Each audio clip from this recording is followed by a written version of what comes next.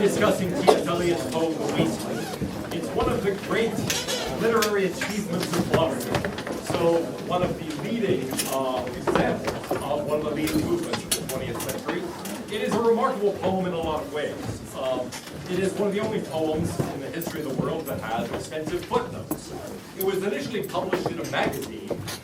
Eliot had a publisher lined up before he even finished the thing, but wanted to be paid not only for it to come out as a book, but also to be paid extra money for it to be published in magazines in Britain and in the United States, so he could increase his income from this.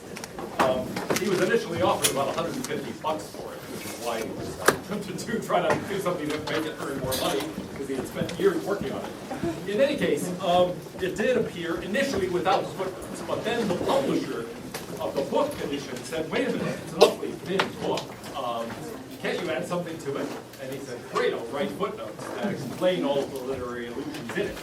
There are 7 or 8 languages used here. There are both sort of highbrow and lowbrow allusions to all sorts of different works. And so it's actually very hard to follow unless you have the footnotes and figure out what's really going on.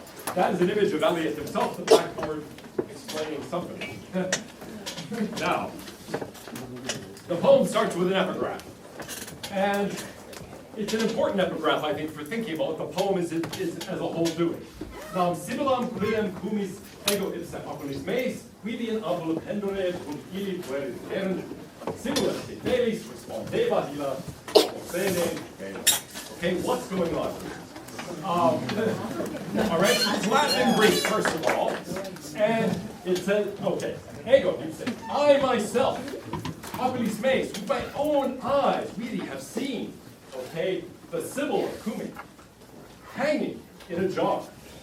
And when the children, Karen said, Sibyl, Sibyl, what do you want? She answered, I want to die. Okay?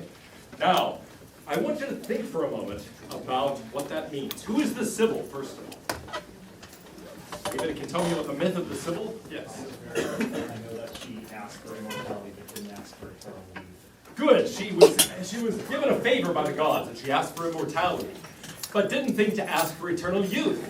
So she is now aged, old, dried up, hence hanging in a jar, this shriveled husk, but cannot die.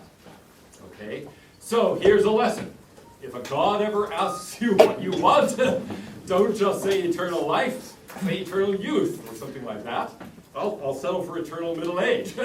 But yes, anyway, she's this dried up husk. She is someone who can answer all sorts of questions because she's been around so long, hence she has this special role to play. People come to her with questions. But what does she want? She wants to die. Now, we're going to come back to this because there's a sense in which I think the poem is saying civilization is in the position of the Sibyl. Civilization wants to die. But that's really the translation. It comes from Petronius, the Satyricon, and he's often doing this. He's not only using different languages, he is referring to various things, in this case classical literature, but not always to classical literature. In fact, his first impulse was to entitle this poem, He Drew the Police in Different Voices. I'm really glad he didn't title it that way. Ezra Pound talked him out of it. And that's an allusion to a line from Dickens. But in any case, here he's quoting Petronius and telling this story. Now, the dedication to Ezra Pound, he finished this poem while he was in Paris visiting Pound, and he says, Il miglior fabbro, okay, the better craftsman. Here is third language we encounter, Italian.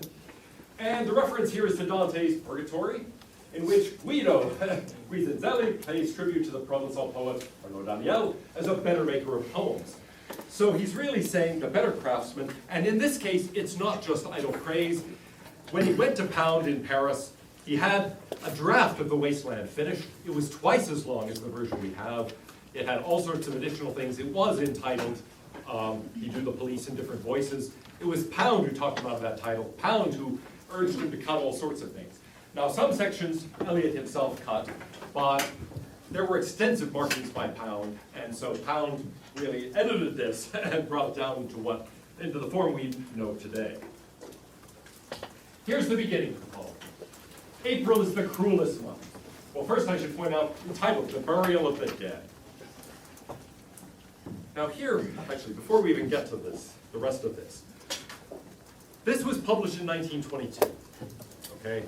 Written in the 3 preceding years, 1919 to 1922. What's the background of this? World War I, exactly. Eliot sees the masses of dead on all sides, okay? And so here is where we start the burial of the dead. This image of death runs throughout the poem, and it's something that, yes, in some sense you might say poems are always about death. That's the poet's favorite topic. But in this case, it has a special role to play. April is the cruelest month. Why? Well, breeding lilacs out of the dead land, mixing memory and desire, stirring dull roots with spring rains.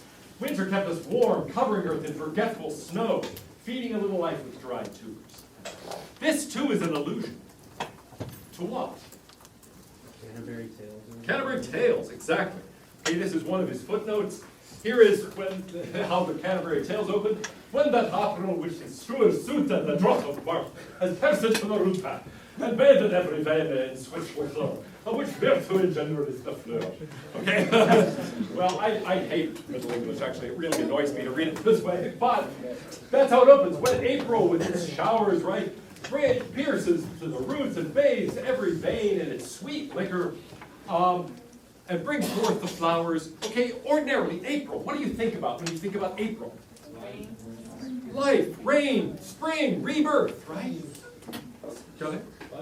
Bunnies, yes, bunnies. Okay, we're symbols of life and fertility. What else do you think about April?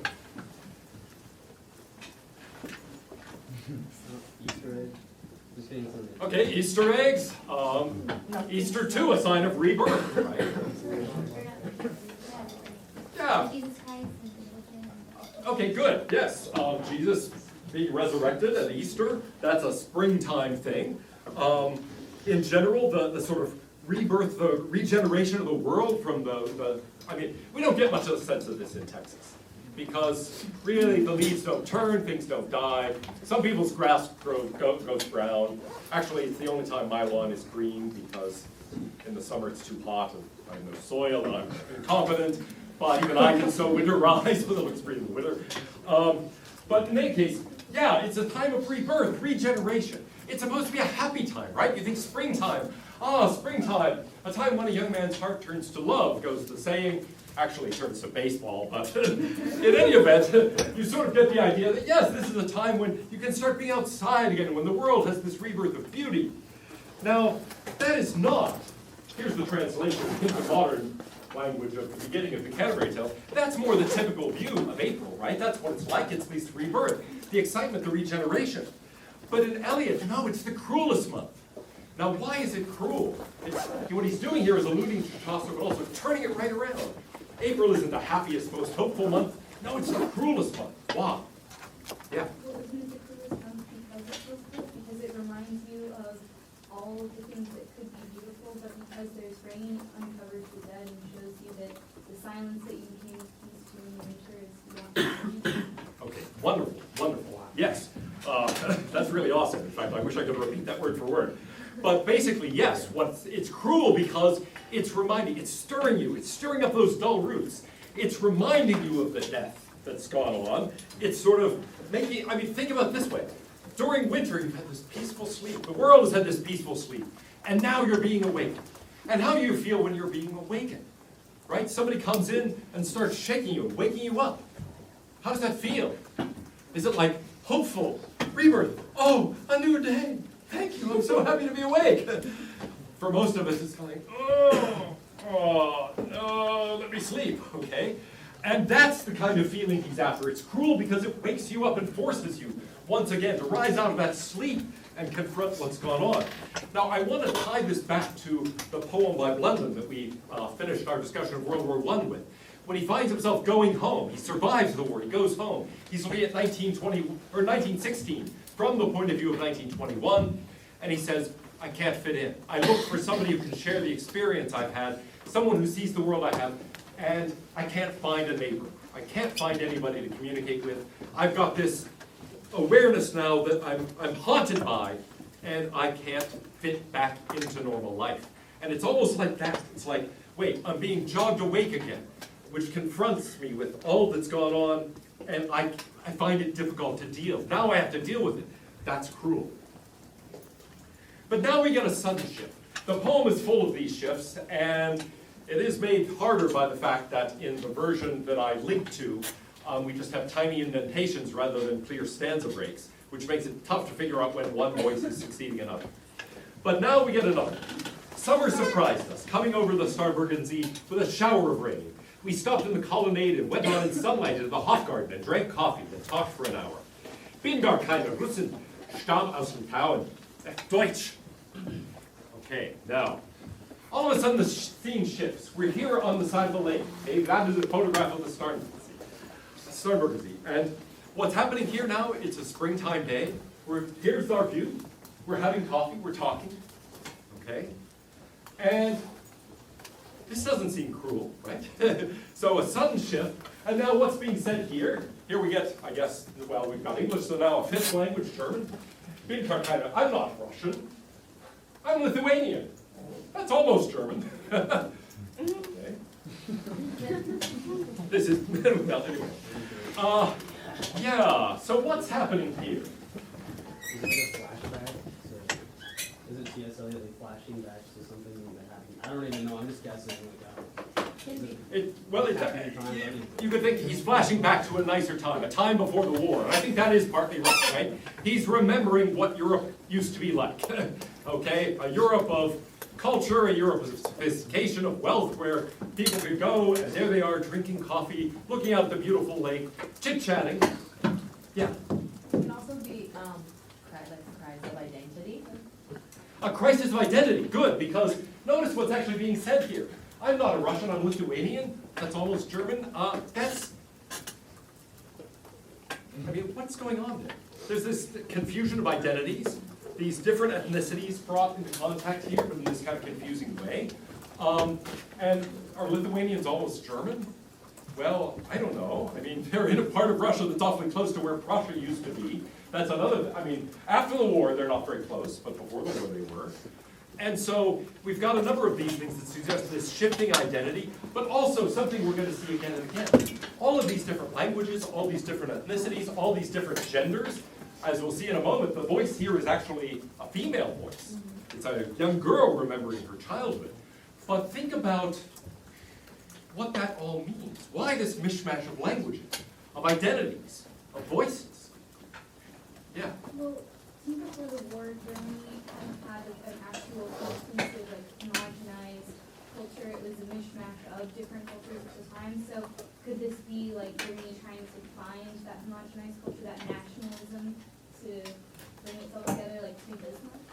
Okay, well, good. We've got Germany itself with a sort of mishmash of cultures and peoples that Bismarck molded together into one thing. We've also got a Europe, right, that is filled with all of these different ethnic groups and all of these different, as we saw on the map that put the political map over the ethnic map, there's not much of a fit. So a lot of countries in Europe, Austria and Germany, Switzerland, they're all sort of mishmashes ethnically, linguistically. And so that's part of our background here. Now, we'll keep asking about this, but here we continue in this voice. When we were children staying at the Archduke's, my cousins, he took me out on a sled. Notice the Archduke is her cousin. Okay, this was a nice life. There's this traditional sort of social hierarchy that was there. And I was frightened. He said, Marie, Marie, hold on tight. And down we went. In the mountains, there you feel free. I'd read much of the night and go south in the winter. Okay, what's the image there?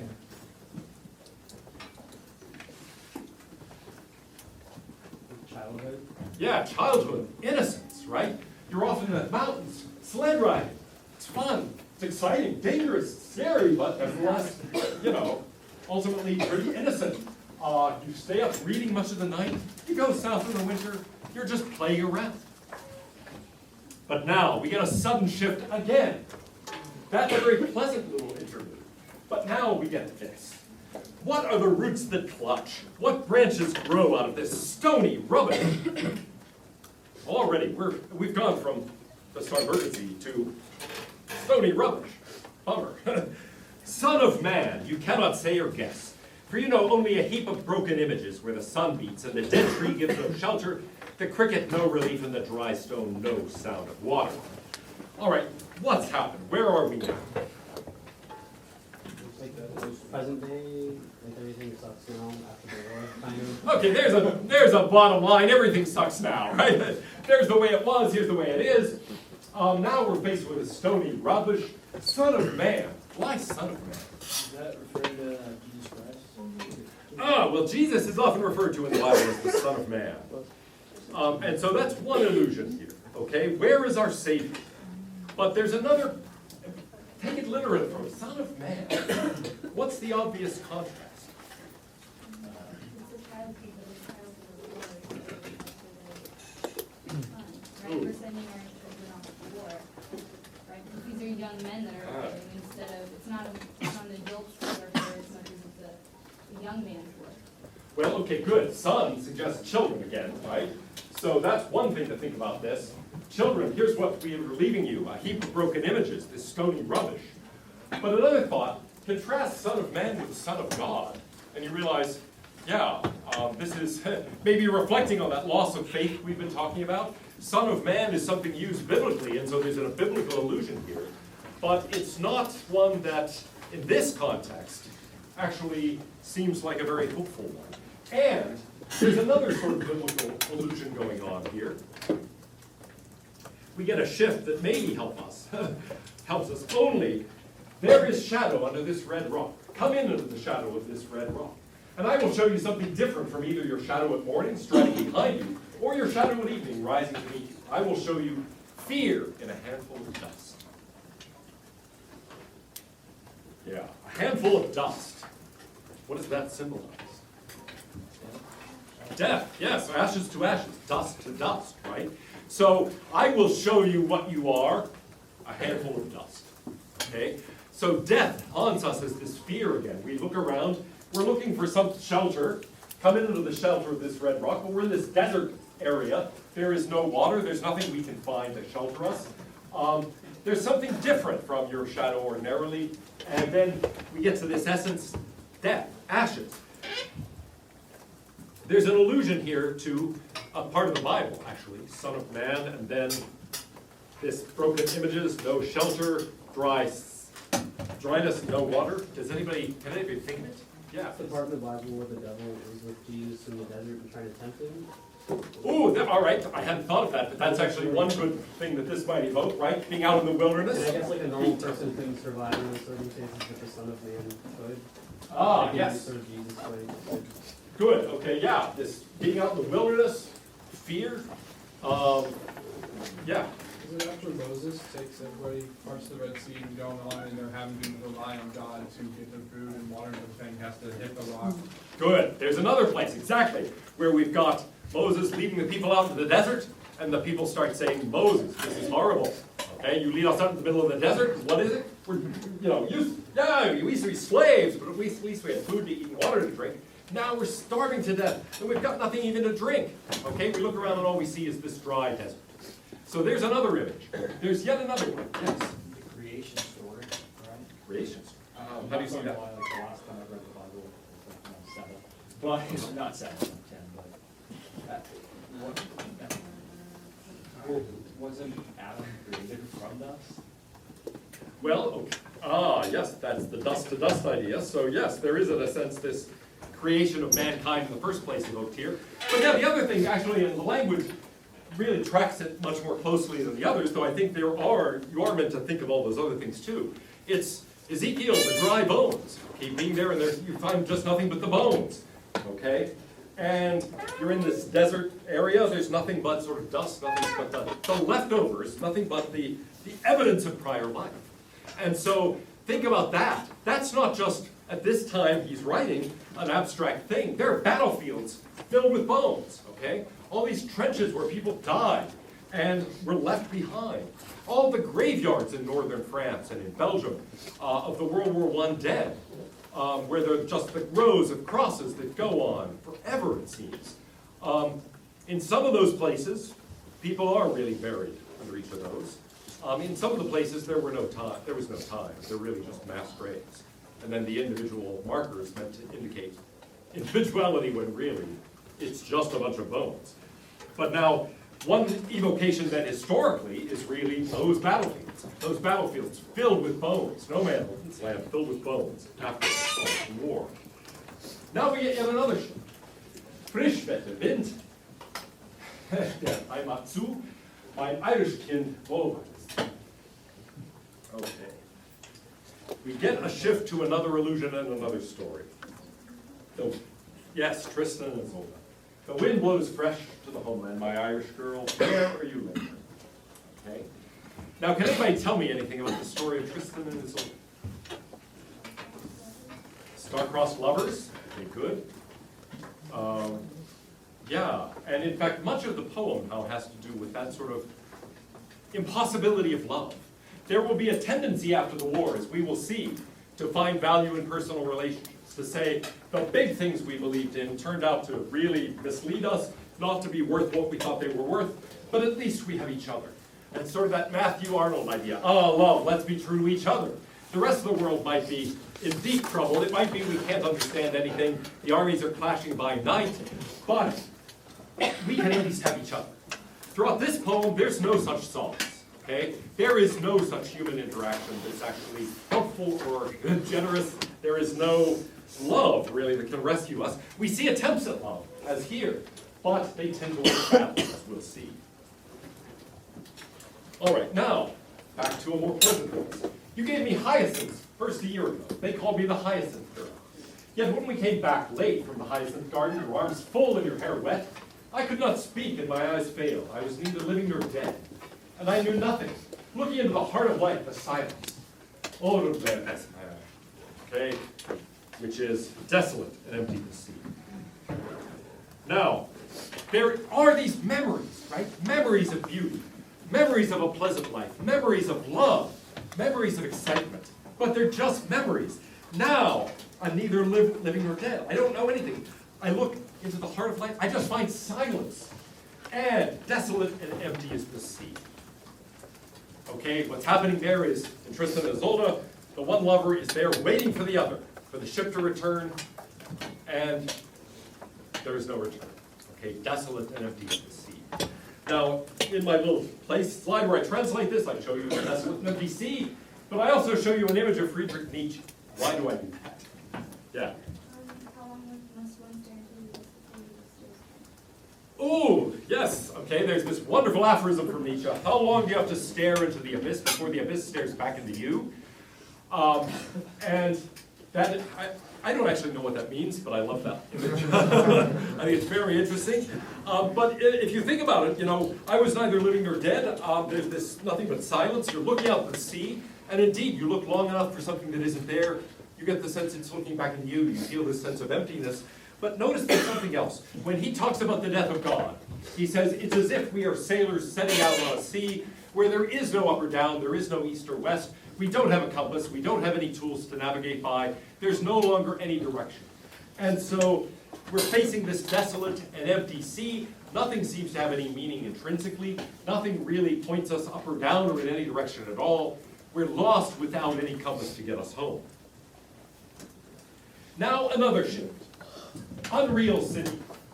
Under the brown fog of a winter dawn, a crowd flowed over London Bridge. So many. I had not thought death had undone so many. Sighs, short and infrequent, were exhaled, and each man fixed his eyes before his feet, flowed up the hill and down King William Street to where St. Mary Woolnoth kept the hours with a dead sound in the final stroke of 9. What's going on here? Good, dead people, right? We've got this, partly here there's an image, which is taking us to Dante's Inferno. So long a train of people that I should never have believed death had undone so many. Okay? So Dante is looking into this saying, wow, I had no idea that there were so many dead people. Okay? But in this case, of course, this could be the aftermath of the war.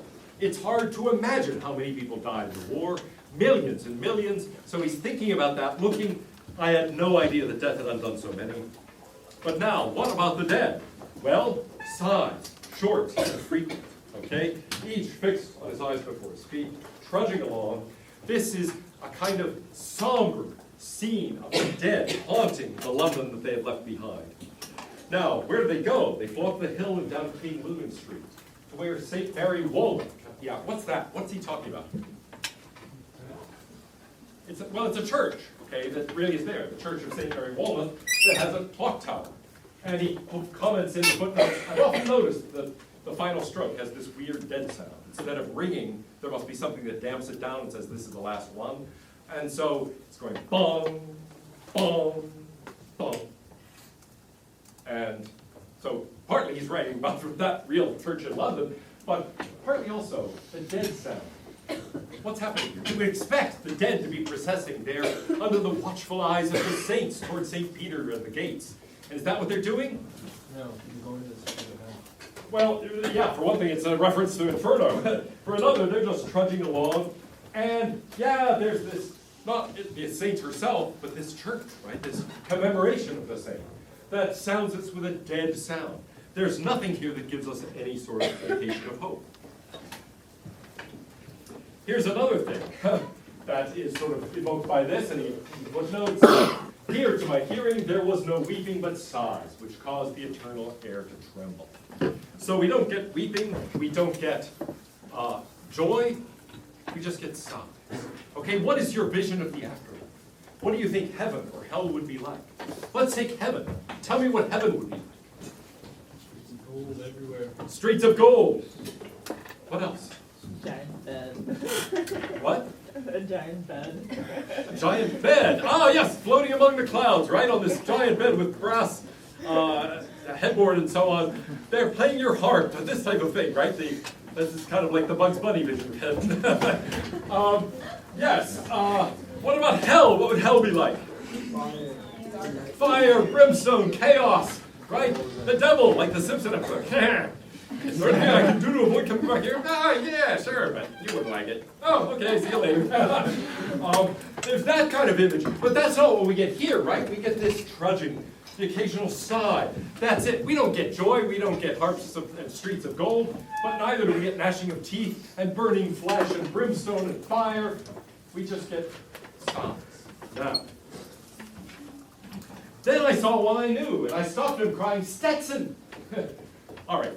This is the University of Texas. I have to pause here. Stetson. Why does he have them call him Stetson? Yes, a Stetson is a hat. What kind of hat? Oh, someone. Cowboy hat. Yes. Okay, so there's actually a reference here to Texas. Now, why?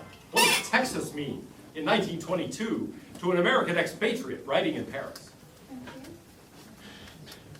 Frontier? Yeah. Also, come on, it still symbolizes. Cowboys? Awesomeness, life, strength, vigor, okay? Texas is everything you want to be, okay? I mean, Texas is alive. People in Texas do these exciting things. It's dramatic, they're vibrant, they're vigorous. And so here he's Stetson. Okay, here's this Texan, the guy new in the war, right? That guy who was the brave, vigorous soldier. You were with me at the ships at My Lai. That corpse you planted last year in your garden, has it begun to sprout? Will it bloom this year, or has the sudden frost disturbed its bed? Oh, keep the dog far hence that's friend to men, or with his nails he'll dig it up again. You, hypocrite lecteur, mon semblable, mon frère. Okay, now he's quoting Baudelaire. You, hypocrite reader, my doppelganger, my likeness. Mon frère, my brother. Now, what on earth is happening here? He's talking to a comrade from the war, yeah? Okay. You were with me in the ships at My Lai. Here he's referring to an ancient sea battle. But, you know, we were fellow soldiers. We were brothers in arms, okay? That corpse you planted last year in your garden, has it begun to sprout? Now that's a gross image, right? I mean, we've gone from this image of vigorous health to suddenly this, ooh, right? Will it bloom this year? Keep the dog away. Here's one of the references he directs us to, Webster's poem in 1612. But keep the wolf far thence that's foe to men, for with his nails he'll dig them up again.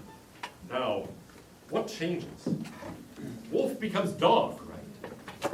Foe becomes friend. But what's happening here? Why are we worried about the dead sprouting? I'll dig them up. Yeah. Is it right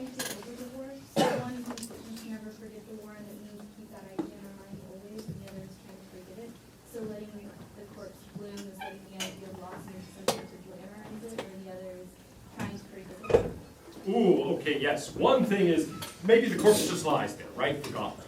Maybe you dig it up like the rain stirring those dull roots, right? Like the, in this case, friend to men, digging it up again, making you face that again. But then, of course, you've got the possibility that no, flowers, it's sprouting, it's rooting, something good is growing out of it. We can somehow glorify it and look back with a kind of admiration, as you'd like to, right? With the fellow that you had been in the war with. Hey, Stetson, remember when we fought at My Lai, blah, blah, blah. Well, there's that sort of thing, the kind of glorification of what was experienced. We can't really do that. We start doing that, right? We start saying, let's glorify what we've been through. But wait a minute. What about the cost? What about the dead? What about the losses? What do we do about those? Can we glorify that? Actually, there's a danger of it coming back, but coming back in a very unpleasant way. But now, what about that last line? Hypocrite reader, my doppelganger, my brother. What's that? What is, actually, I said that was a quotation from Baudelaire. What is Baudelaire's book of poems called?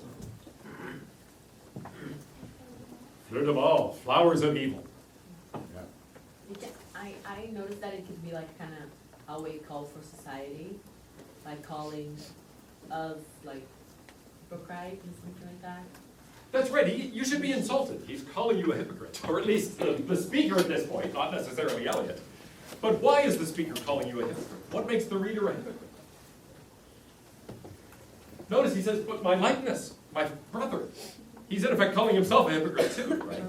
The issues of society, like, that leads to war and everything, like it's cruelty, Oh, all right, good. There are actually, I think, different layers of hypocrisy. And one of them is what leads to war, absolutely. But now, after the war, there's another kind too, right? Not only that sort of hypocrisy, but the hypocrisy of those of us who try to move on, right? We try to bury the corpse. We try to move on, but we find we can't. We find there's this great danger of it being dug up again. Have you ever seen a show called Fawlty Towers? Yes. John Cleese is this hotel owner, and at one point the Germans are coming, and it's supposed to be set not long after World War II, and he's telling the staff, whatever you do, don't mention the war. And then, of course, all the way through, nobody mentions the war except him. He keeps bringing up the war. And it's a bit like that, it just keeps coming up, it keeps turning up. You try to put it behind you, you try to live your life, and death haunts you. In this case, of course, with the war, the death of others for the survivors, but also the impending doom of your own death. And so you try to put it out of your mind. You try to ignore the past and the deaths of others, the horrors of the war. You try to put behind you and put aside your own death that you're facing eventually, but you find it keeps popping up. And not just your enemy brings it up, your friend brings it up. You can't avoid it. Yeah? Well, I was going to say that since the dog is it seems like he's painting the image that we should dig it up because the people that dig it up are friends, the dogs are friends. And so we should face the fact that this is the horror that happened. Oh, good, yes. Hypocrite is not a good term, right? So we might say, the moral of this is you should dig it up, you should face it. You're a hypocrite if you don't. On the other hand, it does say, keep the dog far hence, keep it far away. So that's part of the hypocrisy, right? But yes, I mean, it's unclear from this whether, look, we need to dig it up and face it, or whether, yeah, the hypocrisy is a good thing to be buried. Yes. Like also we're hypocritical because I guess back then, they try to glorify war, but at the same time, personally, people loathe the fact that they killed and they're haunted by these images and stuff. But at the same time, you want to glorify it, so that's hypocritical in itself, right there. Ah, good. Okay, yes. Society wants to glorify battles and glorify warfare and nationalism and all that stuff, but he's saying that's all nonsense. You kill people when you have to. Ah, good. So the idea of glorifying war, which is the temptation here, even in this kind of interpersonal, seemingly nice way of, hey, my brother in arms, remember the battles. Still, he's saying, look, there's a kind of hypocrisy there because that's a way of trying to cover up the horrible reality. So this glorification of war, which of course persists now, I mean, it's not just a thing of the past, but there is a sense in which something really changed. Larkin, in writing that poem, 1914, from the point of view of the 1960s, now 50 years after the event, nevertheless is looking back and saying, never such innocence again. And so to some extent, that's what's happening here. Look, you can't go back to that level of innocence. You glorified war, there was a kind of innocence before the war, it's gone. You can't get it back. Now you're really in this hypocritical position of trying to cover up the horrible reality you uncovered. You can't really go back to ignoring it, it gets dug up again. On the other end, you can't face it either. You certainly can't go back to that state of innocence you had beforehand. Now, the whole section is entitled The Burial of the Dead. Why? What's that an allusion to? Well, he points out that it's actually, the phrase is from the Book of Common Prayer. And here are the readings that the Book of Common Prayer gives you for the burial of the dead. Okay, these are things to be said at someone's funeral. I am the resurrection and the life, says the Lord. He that believes in me, though he is dead, yet shall he live. Okay? He that believes will never die. I know that my Redeemer liveth. Some of you may know the Handel version of this from Messiah. It's a very beautiful soprano solo.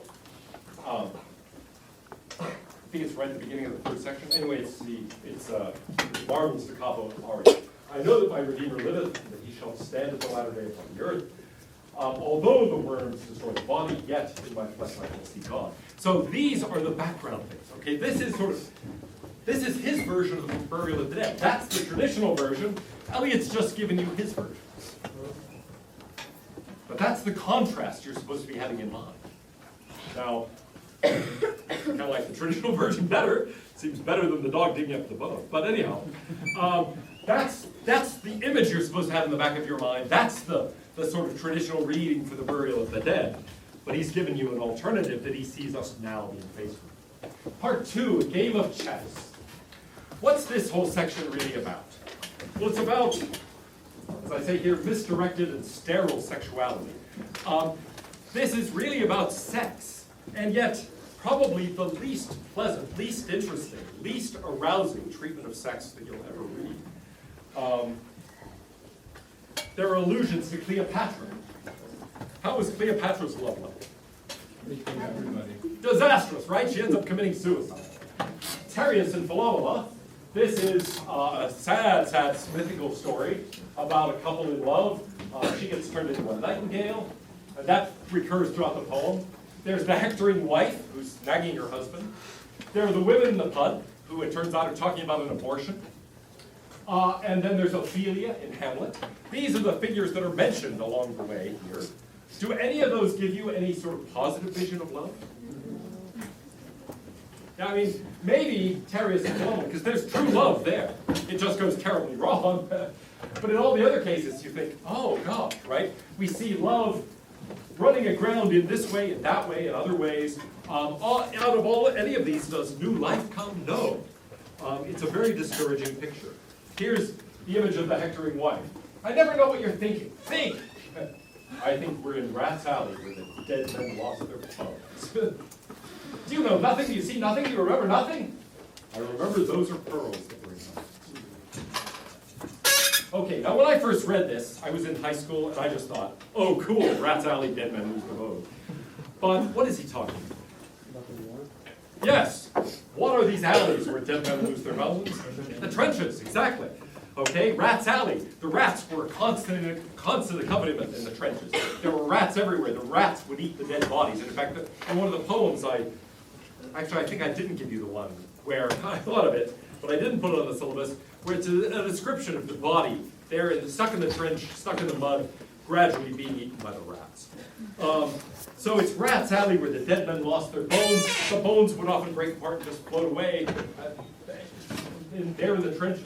So there in the trenches you would find body parts, rats, bones, just sort of randomly scattered about. Do you know nothing? Do you see nothing? Remember nothing? What does he remember? Those are pearls that were his eyes. It's a line from Shakespeare, but also remembering that was a human body. That was a living being, right? Those eyes used to be alive. But now, of course, they are not. And here's the poem from the Tempest. This alludes to full fathom 5, thy father lies. Of his bones are coral made. Those are pearls that were his eyes. Nothing of him that doth fade, but doth suffer a sea change into something rich and strange. See him sourly ring his knell, for than ding dong. Hark, now I hear them ding dong bell. So a sort of strange, otherworldly commemoration of the dead. The next part, the fire sermon. The river's tent is broken. The last fingers of leaf clutch and sink into the wet bank. The wind crosses the brown land unheard. The nymphs are departed. Sweet tens run softly till I end my song. Now, what do we get? In the river, no empty bottles, sandwich papers, silk handkerchiefs, cardboard boxes, cigarette ends, or other testimony of summer nights. The nymphs are departed. We get this sense of, well, what? Yeah, dilapidated, dead, no sign of life, brown land, there's nothing to suggest life in the water. And their friends, the loitery heirs of city directors, departed and left no traces. By the waters of Laman I sat down and wept. Another biblical reference, okay? By the waters of what I sat down and wept? Babylon, as I remembered Zion. Okay? Well, here, by the waters of Laman, Swiss lace. Better than Babylon. But I sat down and wept, nevertheless, thinking about what has been lost. He's really talking in a sense about the destruction of a world. Okay? There's a book that I was quoting from earlier about World War I that's simply entitled A World Undone. And that's what he's really describing. A world has been undone. A world has been destroyed. Not just individual lives destroyed. Yes, millions of lives destroyed. But not just that, a world destroyed. Well, that's why he's using the Thames, right? That would be seen as like the artery, the main artery of like England. Exactly. The Thames is the main artery. And so precisely, it's sort of like all the life centers around the Thames. If the Thames has nothing in it, that means there's really nothing going on around it. At my back, in a cold blast, I hear the rattle of bones, and chuckles spread from ear to ear. So I hear the rattle of bones, I hear death chasing me. It's too bad I'm not doing this at Halloween. It's awesome. Anyway, yes, there's the one allusion of Psalm 137, but also to Spenser, Sweet Thames, run softly till I end my song. Notice here, it's a wedding feast. He's describing making his bride against their bridal day, which is not long. So here it's sort of like, yeah, there's the joy of the wedding, but it doesn't last long. Run softly. The song ends all too soon. And marvel also to his coy mistress. But at my back I always hear time's winged chariot hurrying near, and yonder all before us lie deserts of vast eternity. So in all these cases, it's death haunting him. The fleeting joys of life, the memory of death, the death facing him in the future. He hears it clamoring after him. But now, a rat crept softly through the vegetation, dragging its slimy belly on the bank while I was fishing in the dull canal on the winter evening, round behind the gas house, musing about the king my brother's wreck, and on the king my father's death before him. This is one of the main figures of the poem, the Fisher King. The Fisher King who is there with the ruins of a kingdom and trying to bring it back to life. Okay? Here's the background mythology that shapes the poem in a big way. The king is charged with keeping the Holy Grail, but he's wounded. His kingdom turns into a wasteland because of his wounds. And the idea is this is a central idea behind all sorts of religions that are fertility cults that center around a sacrifice that brings back life. Now, the reason he's concerned with this, and I should say here, Eliot was a devoted Catholic, but he's responding in part to books by Jesse Weston and a variety of other figures, really, including The Golden Bough, a very famous book that really suggests that religion is all a fertility cult. Look at some of these primitive fertility cults. That's what all religion is. That's what the Christian story is, according to this version of things. It's really just a fertility cult that is sort of embellished in various ways. And so from this point of view, he's thinking about the sacrifice involved in the war. At the violet hour, when the eyes and back turn upward from the desk, the human engine waits like a taxi, throbbing, waiting. I, Tiresias. And now we get another major image of the poem. We've gone from the Fisher King to Tiresias. Who is Tiresias? The blind. According to mythology, the gods are having a fight. Zeus and Hera are fighting over whether sex is better for men or better for women. Okay? And they say, well, really nobody can tell, right? Because women don't know what it's like for men, and men don't know what it's like for women. So they decide to take a man, Tiresias, and give him the sex organs of both men and women, and let him try both so that he can report back which is greater. Okay? So, anyway, here he is. He's getting called back, but he's going to get one god really mad at him no matter what he says. So He is shrinking back homeward, bringing the sailor home. And now Eliot has a note here, which is that Tiresias, though a spectator, not indeed a character, is the most important person in the poem. He unites all the rest. Just as the one-eyed merchant, the seller of currants, melted into the Phoenician sailor. The latter is not wholly distinct from Ferdinand, Prince of Naples. So all the women are really one woman, and the two sexes meet in Tiresias. What Tiresias sees is the substance of the poem. So he thinks this is really the central thought. But what does Tiresias see? Well, to Carthage then I came. Burning, burning, burning, burning. O Lord, thou pluckest me out, O Lord, thou pluckest. Burning. Yeah. There are many allusions going on here. To Carthage then I came. This is Augustine, okay, who is talking about his conversion and going back to Carthage. This is burning, burning, burning, burning. What does that suggest? Burning. Well, yes, good. It tastes like burning. Fire. Another Simpson reference. But yes, it's called the fire sermon. And here is the fire sermon. All things, O priests, are on fire. And what are these things which are on fire? The eye is on fire. Forms are on fire. Eye consciousness is on fire. Impressions received by the eye are on fire. Whatever sensation, pleasant, unpleasant, or indifferent, is on fire. Everything's on fire. And it goes on and on like this. It's basically just Buddha saying, this is on fire, that's on fire, your ears are on fire, your tongue is on fire, everything's on fire. Now, with what? The fire of passion, with the fire of hate, with the fire of infatuation. And the goal of Buddhism is to eliminate these passions, cultivate non-attachment. So, let's move on to the next section. I've left out, pluckest thou out, pluck out the eye that offends thee. Anyway, it's sort of the emptiness of desire, ultimately, is what Tiresias sees. Death by water. Leave us the Phoenician a fortnight dead, forgot the client dwells in the deep seas well in the top of the loss. The current undersea picked his bones in as he rose and fell. He passes the stages of age and youth, entering the whirlpool, Gentile or Jew. O you who to the real and the windward consider Phoebus, who was once and hath as handsome and tall as you. This is partly consider the dead. They were just like you are, but now look at them. And partly, who is Phoebus? Well, there's a Platonic dialogue with Philebus. Philebus argues that enjoyment and pleasure and delight are what life is all about. And so Phoebus here is really the person who says, yes, pleasure is what it's about. It's about desire. It's about fulfilling desires. And look at him now. He's there under the sea dead. He's ready to get it. Finally, what does thunder say? He who is living is now dead. We who were living are now dying. Who are those hooded hordes swarming over endless plains? Vienna, falling towers, Jerusalem, Athens, Alexandria, Vienna, London. Unreal. He's going from Jerusalem, Athens. Okay, a famous line from Tertullian. What has Athens to do with Jerusalem? To Alexandria, where Hellenistic culture thrived. To Vienna, to London. We're talking about civilization progressing. But all of them, unreal, all of them, civilization being destroyed. We find nothing but decayed holes. Now, I'm in the last 30 seconds in the position of finally saying, why all the languages? Why all these quotations? Why all of this stuff? Because he's looking out at civilization and he's saying civilization is dying. All we have are the fragments.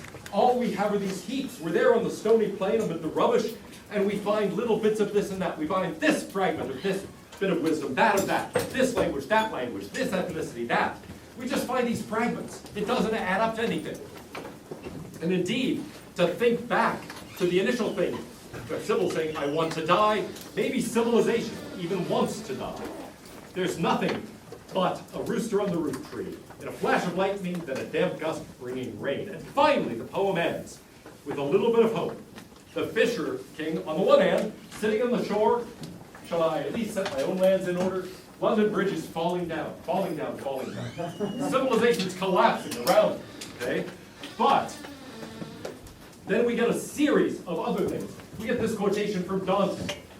By the virtue that guides you at the top, be mindful in the time of my suffering. Then he hid himself in the fire that refines. The fire that refines, the fire that actually is horrible, but produces new life afterwards. When shall I be as the swallow? And, well, yes. Illusion after illusion. More of these. Oh, I love this one. The Prince of Aquitaine to the ruined tower. It's like a Kmart or a Target. Anyway, we get all of these fragments, really. That, the swallow, the Prince of Aquitaine, these fragments have I shored against my ruin. Why then I'll fit you. Hieronymo Madigan, Data, Dayadvam, Dayata, Shanti, Shanti, Shanti. And here we get the three main themes of the Upanishads that he takes us back to and says, maybe, after all of this, maybe there are a few fragments that are worthwhile. And here are the ones he finally points us to. He says, yes, Kamyata, be subdued, be self-controlled. But also Data, give. Okay, yes, you understand.